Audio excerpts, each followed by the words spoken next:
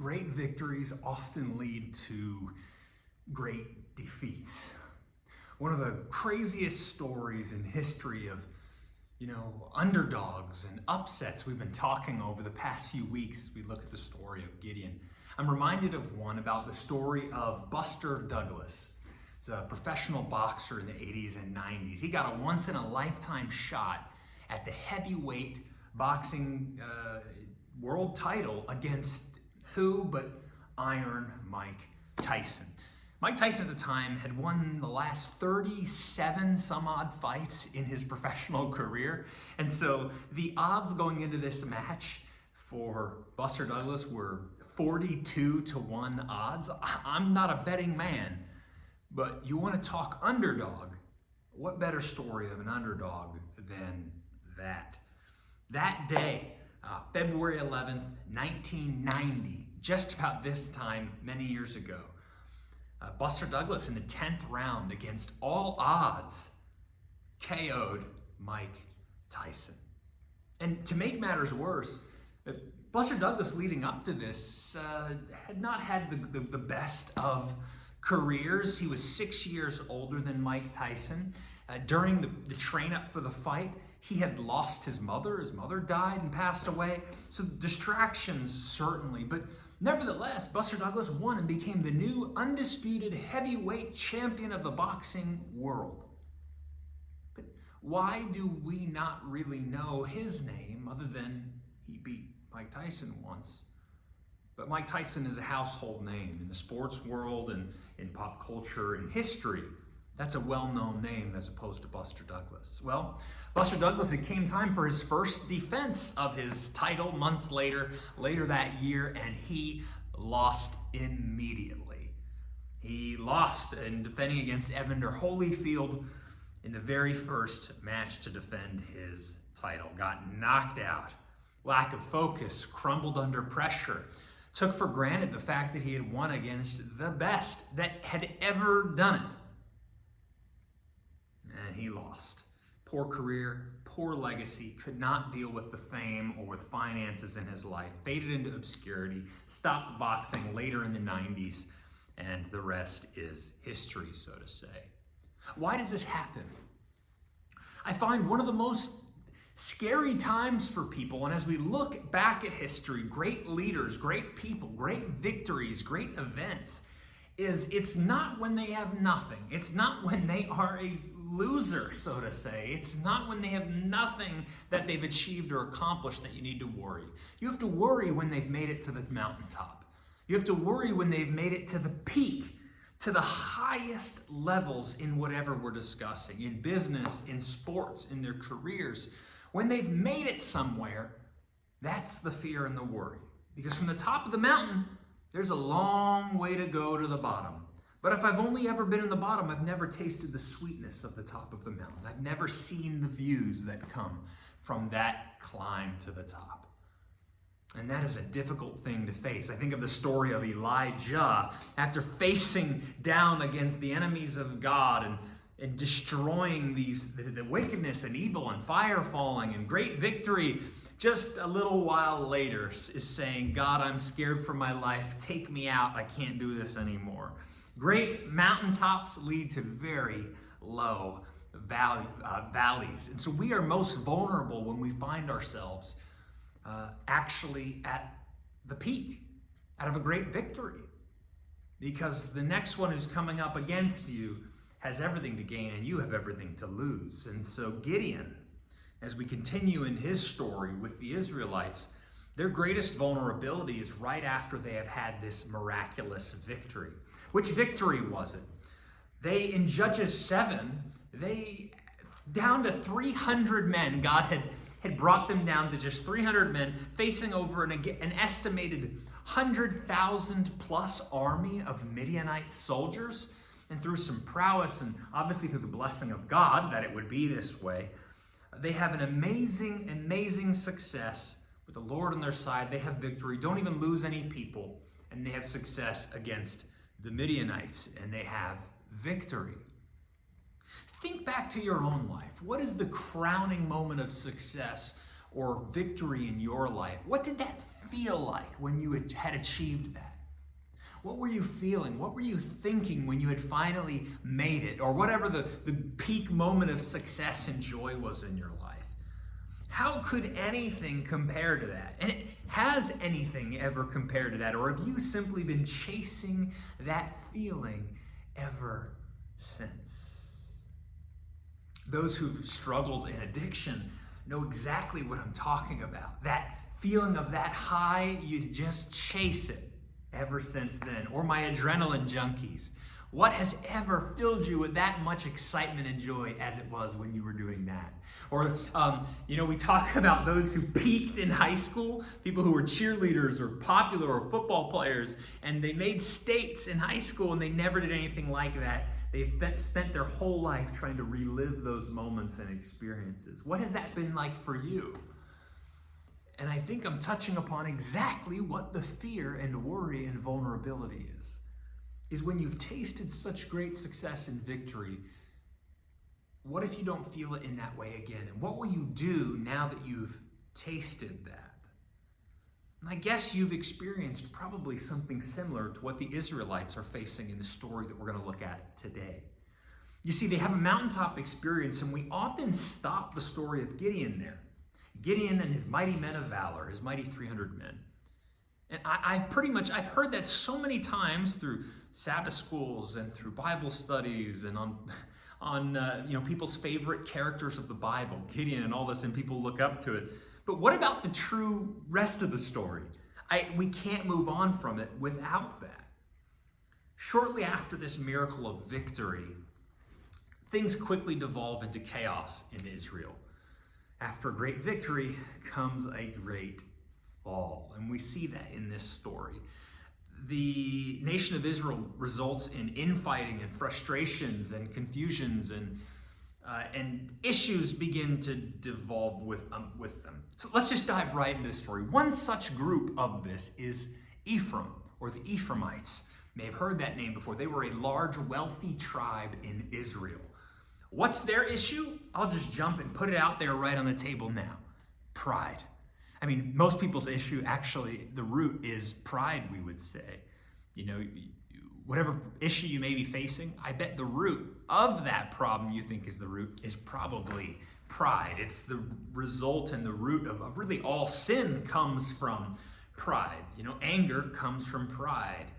So does selfishness comes from pride. Wickedness comes from pride. All of these things stem from pride. And so we're going to read the aftermath of this story in the Word this morning. So Judges chapter 8, we're going to begin in verse 1. The aftermath of this great victory that nothing could face. Let's look at that together in verse 1 of Judges chapter 8. It says, Now the men of Ephraim, these people I'm telling you about, this group, said to him, being Gideon, Why have you done this to us by not calling us when you went to fight with the Midianites, the enemy that they had just had victory against? And they reprimanded him sharply. Friends, let me tell you this. Your pride will be your downfall long before your lack of skills or resources will. Proverbs 16:18 really remarks on that, and we're very familiar with this text, where it says, pride goes before destruction and a haughty spirit before a fall. That's exactly what will lead to your destruction and your ruin. You see, the Ephraimites, they're a part of Israel. Israel had the victory. Gideon led it as the judge in this text and in this book of the Bible. But Israel as a whole had the victory here. Their finances, their status, their reputation, their own pride, the Ephraimites, their influence, their pride leads them to feeling and essentially acting, as we've just read this, they're acting defeated, they're acting left out, they're acting selfish, despite the nation having had a great victory. Be mindful what your feelings in that which fills you with pride or issue there. Be careful how that may impact you to act or respond to what you're feeling. What do I mean by that? What do they do with the pride and what they're feeling? They respond to Gideon with reprimanding him. They take up issue and offense against him because they weren't included in the battle in that way. Because they weren't called to fight it. They don't feel that they can claim the victory. They don't feel comfortable with the fact that their nation had success and victory without them being a part of it in a tangible way, in a lead role. Unless they were a key player, it's not valuable to them.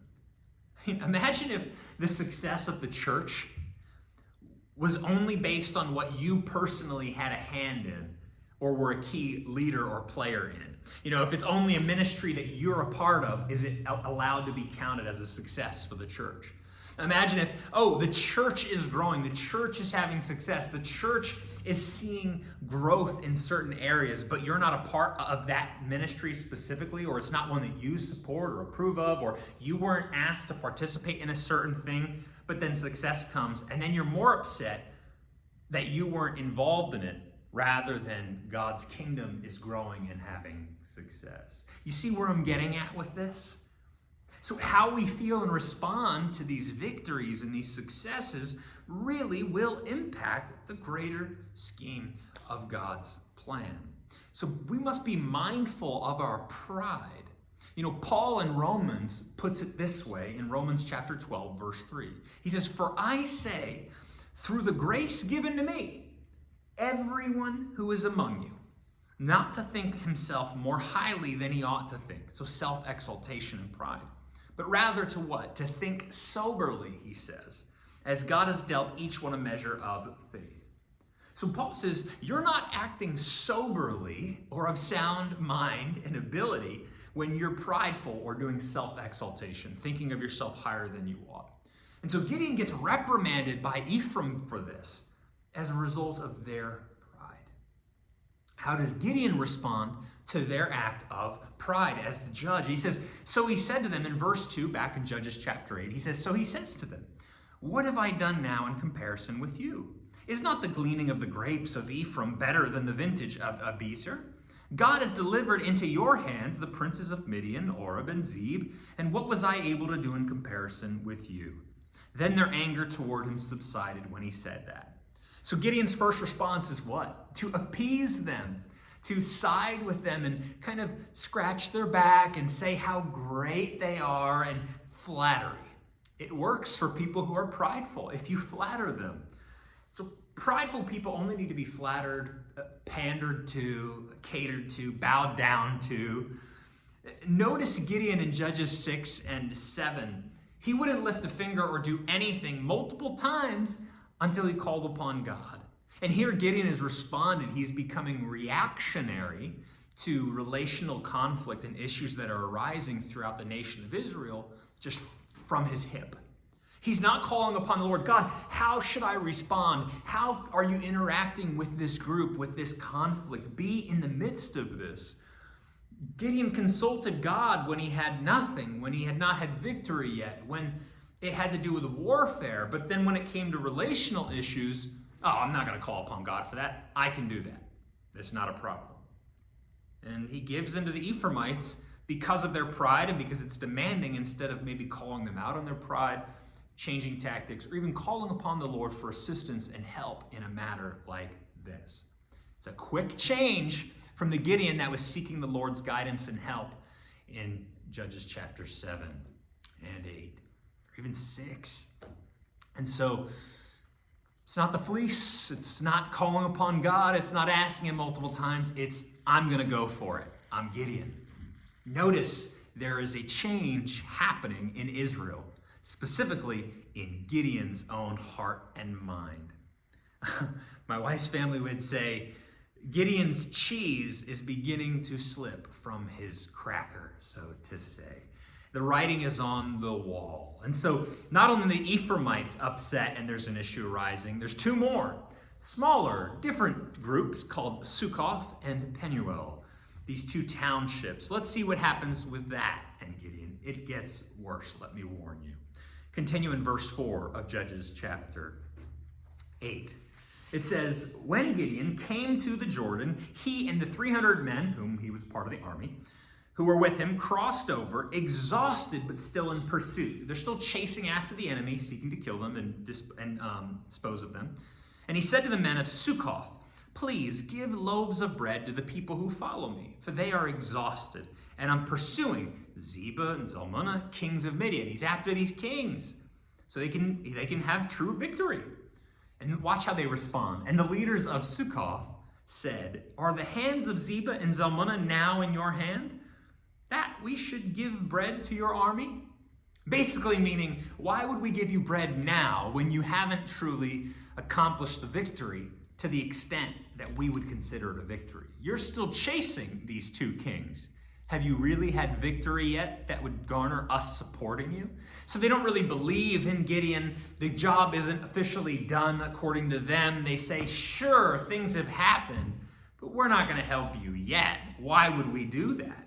So despite Gideon's victories and them certainly going to have victory, Sukkoth doubted and didn't want to support Gideon. So until we see these two other kings or these enemies truly dealt with, no bread for you or your soldiers. Uh-oh. Let's see what happens. Continuing in verse 7. So Gideon responds and says what? "For this cause, when the Lord has delivered Zebah and Zalmunna into my hand, when he does it, then I will tear your flesh with the thorns of the wilderness and with briars."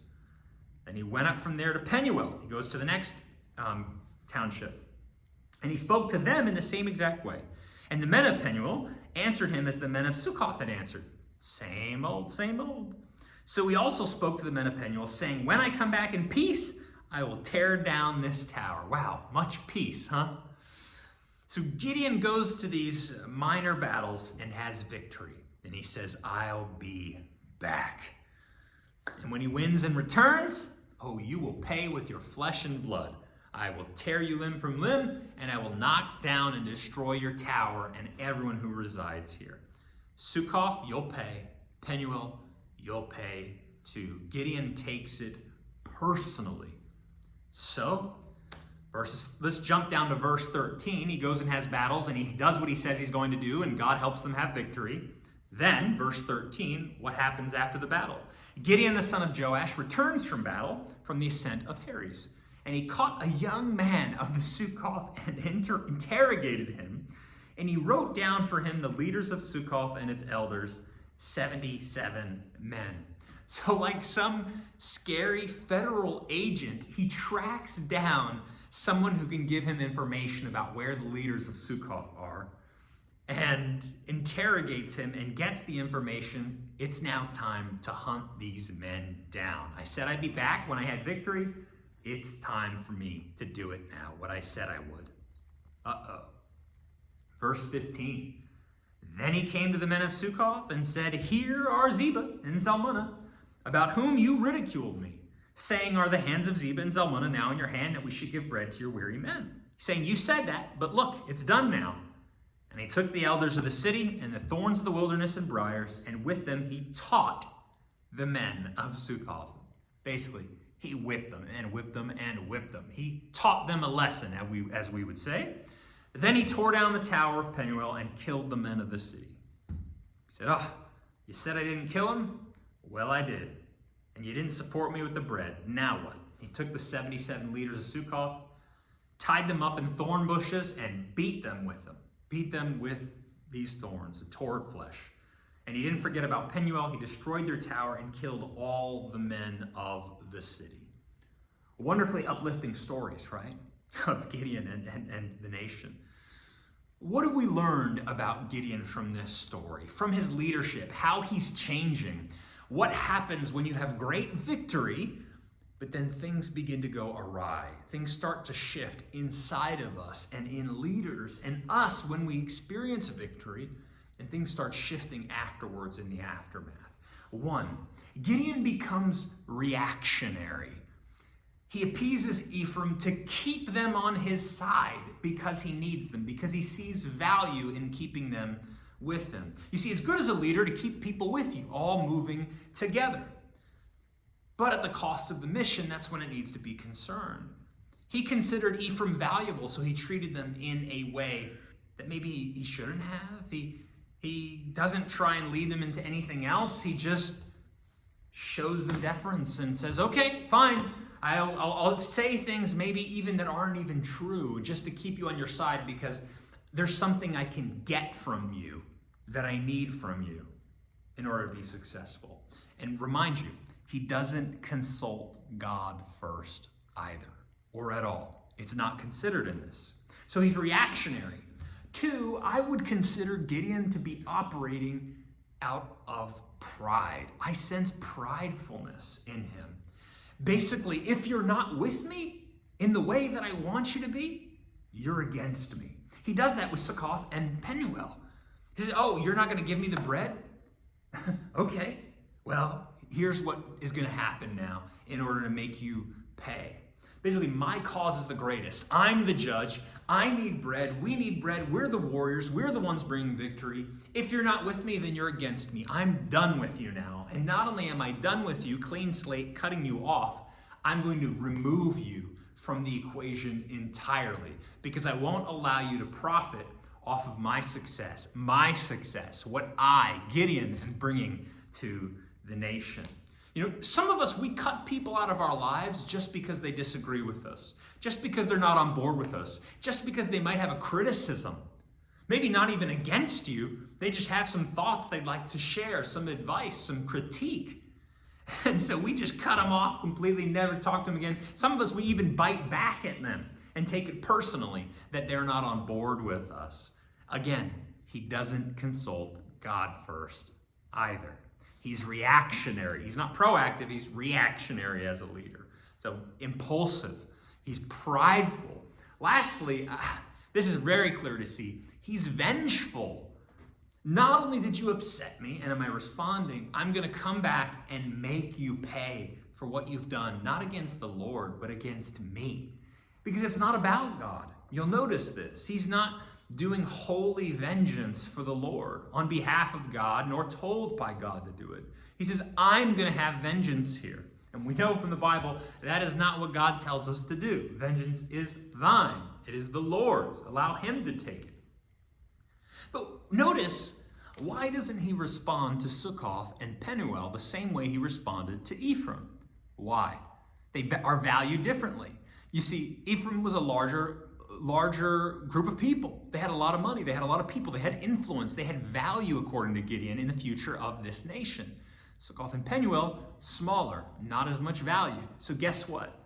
Gideon's much more willing to part with them and eradicate them if he doesn't get his way with them, rather than appeasing them, rather than bring them along with him. And so he didn't value as much. Well, you're expendable then. That's not how a leader properly cares for people. It's not how someone cares for their nation. They don't just choose who's valuable and who's not, who makes your list or not, and make special exceptions for one or the other based on how they align with you or if they bend the knee to you or not. That's not how good leaders in the Bible show that, and we're seeing that through Gideon. Gideon valued them less, so they're expendable, and he takes it personally, eradicates the smaller townships, and it wasn't even as God has dictated. It's just, I did as I saw fit if I'm Gideon. He didn't consult God if he should take these matters into his own hands in this way. And so instead of it being about God, notice the shift now has entirely become Gideon. His own power, his own wisdom takes matters into his own hands and responds accordingly as he desires. Notice the differences and shift just chapter to chapter in the heart, mind, and even spirit of Gideon. So what changed? The victory was with God. It was from God. It was because of God. It was on behalf of God. And it was in the ways that God had led them to have the victory. That was abundantly clear as we read this story. God gave them the victory. What has it become to now? It was victory on my terms. It was in my way, as I see fit, as I dream it, as I feel led. It's not about God anymore and Gideon as the vehicle. It's now Gideon, Gideon, Gideon. And we arrive at the crux of the issue of the entirety of the book of Judges. And really the downfall and breakdown of not only the world, but humanity and every society. And what is it? The book of Judges, as I'm sure is true for today, Later on in Judges, the wonderful verse, Judges 17, verse 6 says this: "In those days there was no king in Israel. Everyone did what was right in their own eyes." Whatever you feel led to do, as you feel led to do it, in whatever power you possess, that's okay. It's up to you. And that's what they did. That's what became the norm for them. So when it began to be about Gideon, it started falling apart. Friends, when it begins to be about me, things start falling apart. And somehow, the danger is when something can be entirely about God and for God, and we have a wonderful way of making it about ourselves. You see, our church is supposed to be about God, but very easily and quickly it can be about what my preferences are, about what church should be according to me, rather than according to Scripture, or as God is leading us, or as the Holy Spirit is moving, or even about what is needed beyond these walls, to the people that we are to bring the gospel to. It's more about us than the people who are to receive the gospel beyond just ourselves, as a meaningful and effective way to witness and serve the Lord. It becomes about serving us than serving God and others. Gideon certainly falls into this trap. So let me be sure to tell you this. The quickest way to destroy a relationship, a family, a church, a company, what have you, is to make it about you, yourself, and I. About my needs, my perspective, my desire, my way I think it should go, my money, my things, what I want and need. So the writing's on the wall. Things are breaking down, and it does not stop from there, because the root of these issues, it begins to spread and eat at us, and eat at people, eat at a nation, eat at groups of people entirely. Dive right back into the text with me. We're going to jump down a few verses here, down to Judges 8, verse 22, and we're going to see what happens as time persists with Gideon and the nation of Israel. So, the victory is had, and now what does Gideon decide to do in the nation?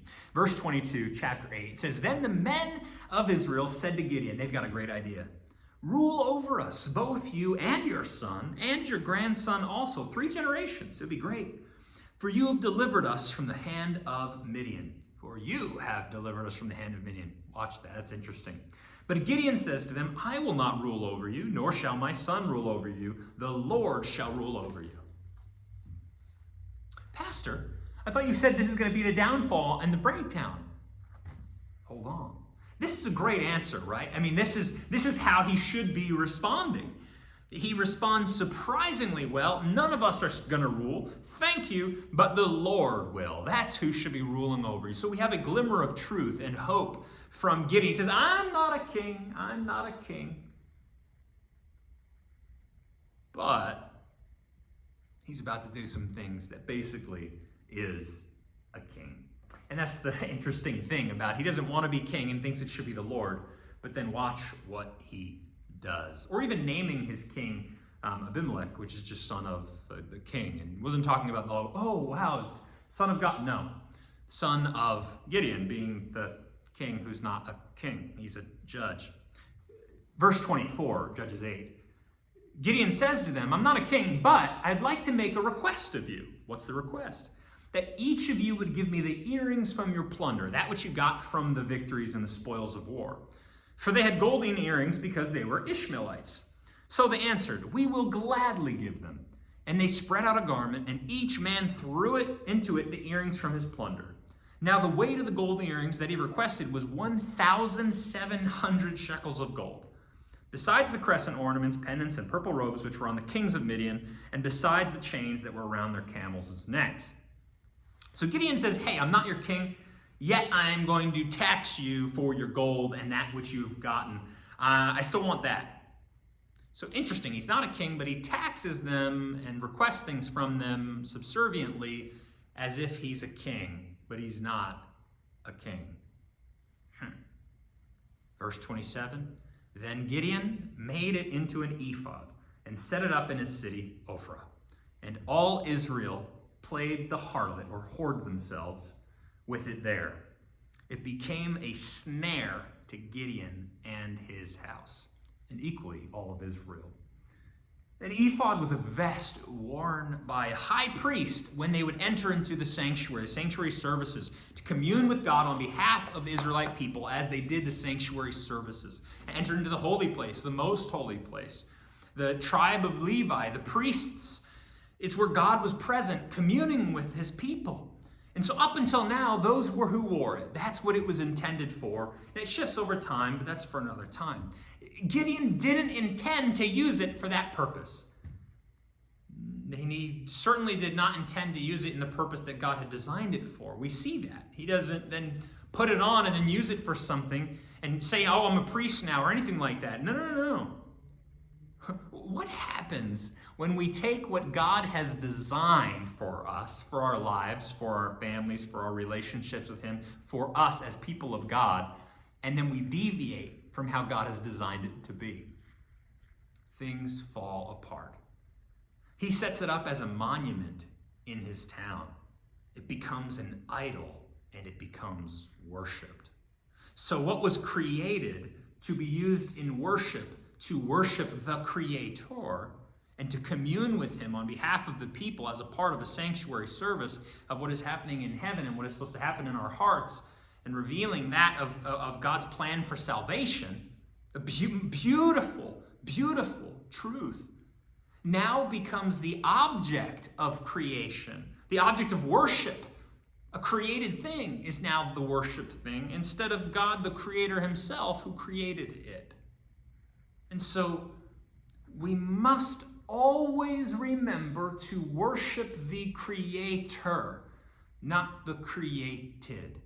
And when we mistake that, things really start to go wrong. And Gideon has fallen into this trap of victory, of success, of feeling some of that glory and bringing it upon himself in many ways. Oh, I guess I should ask for some gold. I shouldn't be king, but I should take some things, right? I should be puffed up a little bit. I did have victory, didn't I? I was that person. I do have some abilities and strength. I am a man of valor. I was reading a quote from many, many years ago from Review and Herald in 1884. It said this. This blew my mind when I read it. The man who is praised for his ability to lean on his own the man who's praised for his ability learns to lean on his own understanding.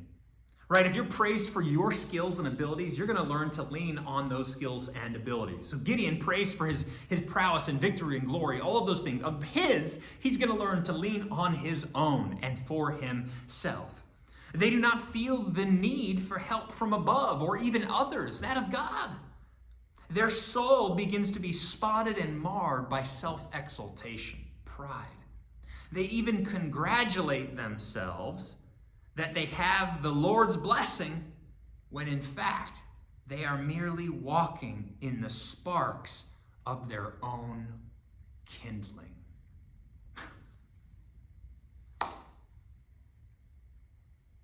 They're celebrating that God's on their side. Oh yeah, thank you, God.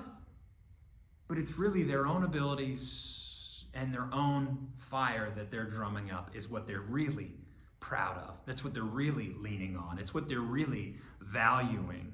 So what was from God and is about God and is only because of God and is from God ceases to be about him entirely. It ceases to be about God. It becomes their own victory, their own glory, their own legacy, when it wouldn't even be possible without God. The idea wouldn't even have come without God when God showed up in the middle of the midst to that wine press where Gideon was hiding from the Midianites. So Gideon simultaneously is led to be the deliverer of Israel, the hands of God to do that, yet in fact becomes the snare or the stumbling block for the entire nation, for himself, for his family, for generations to come, and leads them into apostasy.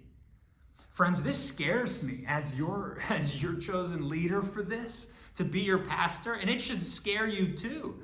That Fall comes after victory, not defeat. So if we are led to do amazing and wonderful, mighty things that I believe in God to happen and we have already seen take place, we have to be wary not to bring it back on ourselves.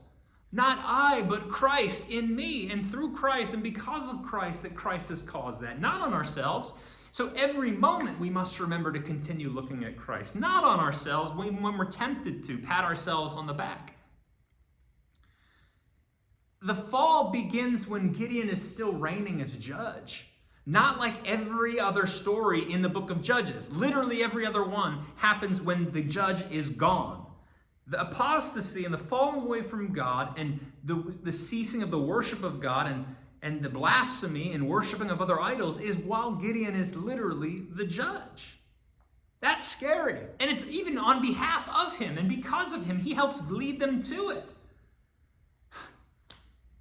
That's while Gideon's still at the helm. And because of what he does with his power while he's sitting in the throne. And so they're praying for a king. They want a leader, but the king that they wanted and asked to serve for them was not even the right king. And he actually led them into worse territory. He delivered them and then led them right into apostasy and ensnared them, despite it's what they wanted. And so Gideon had no issue relying on God when God was the source of his power, when he felt he absolutely needed to rely on them. Gideon became strong, his victory prospered, and then he felt he no longer needed God when he had those victories. When the problem that was so impossible, the dangerous prayer, the impossibility of slaying the Midianites, then became, then I just need to slay a few smaller armies. Very accomplishable things that I don't actually even need to pray for God's help in it because I think I can accomplish them on their own. And not only did it hurt himself, it hurt the nations that came after him. We don't have time to get into it, but generations became terrible. They had some peace. Verse 28, it said, Midian was subdued before the children of Israel so that they lifted their heads no more. And the country was quiet for 40 years in the days of Gideon. So they prospered for 40 years, but they were apostate the entire time. They were worshiping an ephod, idols. They were worshiping other things for that entire time. And then they even add Baal after Gideon's gone, and things get way worse. So I just want to tell someone, be wary of thinking everything is fine, dandy, and good, and holy, and happy just because it's quiet. That could be some of the worst times because you get off your guard and you actually become more accustomed to the peace when there actually isn't peace. You believe everything is okay when you're actually just comfortable in the sin that you're in. You're comfortable with the situation. You've acclimatized to it even when things are not actually okay. And as typical Judges fashion, when Gideon's gone, Judges 8:34, it said, the children of Israel did not remember the Lord their God, who had delivered them from the hands of all their enemies on every side. They go into Baal worship, and everything falls apart until the next judge is risen up. And then it gets worse again, etc. That's the pattern. It reminds me of the quote I love so much. It says, we have nothing to fear for the future, except as we shall forget the way the Lord has led us. His kids, and the kids after them, and the generations that come after Gideon, terrible, fraught with murder and deceit, an issue that ruins the nation for generations and generations, that are passed down through Gideon, in part because of Gideon. It wreaks havoc on them. Just think back to our sermon series on David, and David's failure to be a father and a king and a leader, and how that impacted generations to come in his own life. And so I hope it's clear that sin and error, and that of our leaders, that of you who are parents, that of you who are working in companies, those of you who are over anyone at all of any position of influence, sin and its consequences will destroy us and others. There is no such thing as victimless sin. Oh, that just hurts me, it doesn't hurt you, who cares? No, it all impacts us and others. It will absolutely come out to play and hurt others. You just may not realize that, and you don't want to admit that. Bring this all together now. What do we need? We need leaders. We do. But we need structure. But we need leaders who will follow the Lord. They needed a Gideon of some kind. And that's only because they could not figure it out on their own. And so God was trying to help them a little bit. What I pray is clear today for you as I'm speaking. We need not only a new judge. I mean, pick any of your favorite judges or your interesting stories, that of Samson or anyone that you might pick. They were imperfect. They were not the greatest fit. They did great things because of God, but they were still not enough. And in fact, each and every one led the nation back into falling away from the Lord. We need not only a new judge, we need a new king. And if you read through the story and then you go into 1 and 2 Samuel and 1 and 2 Kings, you're going to realize they didn't even need an earthly king. Oh, judges weren't enough. Let's level them up to kings. That didn't work either. They still at the end said, wow, we still need a new king. This is just not working because we need the right king. There is and can be only one king. There was only ever designed to be one king, intended to be one ruler. We need not only a king who will rescue us from the enemy, like from the Midianites of our lives, but we need a king who can rescue us from ourselves, what we cannot save ourselves from. Gideon needed to be rescued from himself, and who could do that for him? He couldn't, and he was the guy in charge. He certainly felt like he was. He certainly acted like he was. We can't do that ourselves. We need the help. We need someone, a king who will reign with love, justice, mercy, grace, humility. And not only reign in that way, but help us to be like him. So it can be replicated and passed down throughout the land, through the people, that the kingdom would reflect the king. Not all kings do you want the kingdom to reflect them. Not all are in that position of honor and glory as they should. I don't want to replicate all kings. I don't want to replicate Gideon. I want to replicate the right king, the right one. Friends, there is a king. There is a king much unlike Gideon or any of the other kings I read about in here. Far and away, much better and different and set apart than them. He's different than Gideon. Oh, well, Gideon was great. There were parts that were, but even better than those. The king who doesn't just make an ephod and parade it around and show it off and say, oh, let's worship this and reflect on the goodness of what happened in the victory.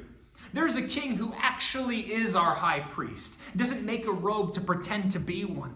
He actually is our high priest, actually is our mediator, who has the right to wear the garment, to be in the holy place on our behalf, who is communing and working on our behalf for our good. He has the right to claim kingship, unlike Gideon. He's not just saying, you know what, I think I will take all of your things. I think I will take the taxes. I will act as king over you. I will assume the position. Gideon had no right. There is a king who does have a right. There is a king who has the right to ask us to serve him, who has the right to say, you know what, I am your king. You should bow down to me.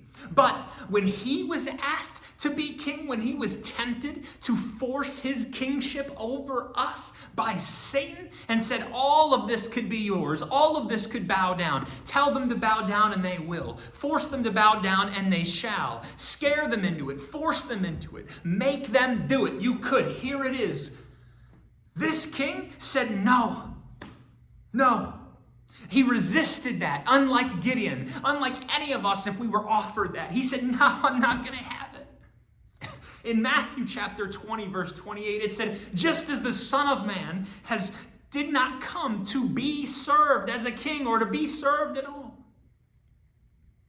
but to serve and to give his life a ransom for many. This king doesn't take our gold, our treasures, our spoils to make himself an ephod, a garment, so that he can look pumped up and proud and prowess. Instead, rather, he suffers a criminal's cross and sheds his blood so that we might be clothed in a garment of righteousness, washed white in his blood, Yet we are not deserving of a garment like that, certainly not an ephod, nothing of glory or honor, but he does it anyway on our behalf to clothe us, not in our own righteousness, but in his righteousness. We are clothed and given a seat at his table.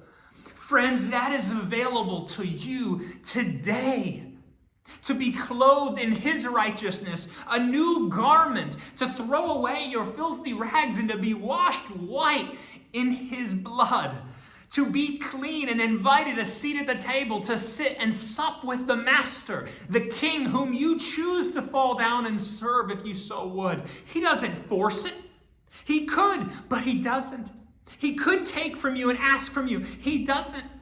He says, come and sit at my table, and here's what I will give to you, not what I'll take from you. He says, here it is. My scars. I've put it all on the table.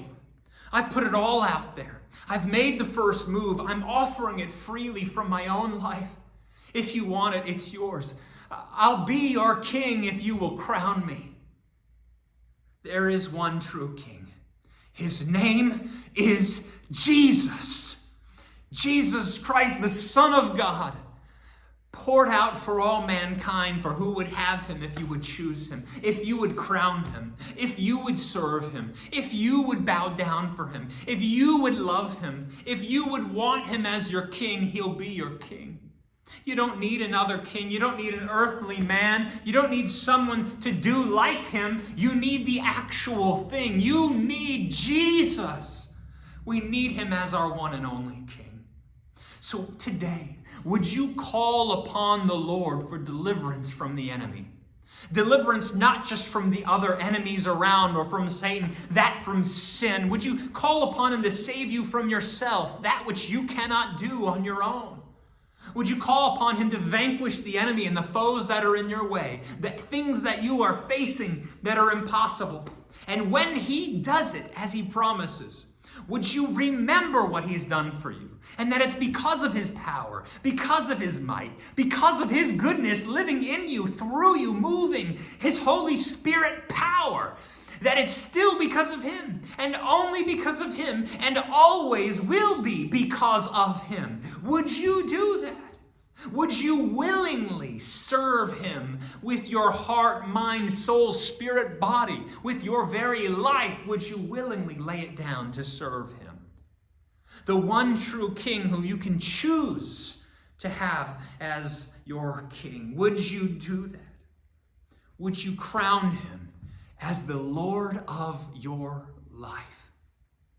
To be your one and only high king, high priest, only God forever.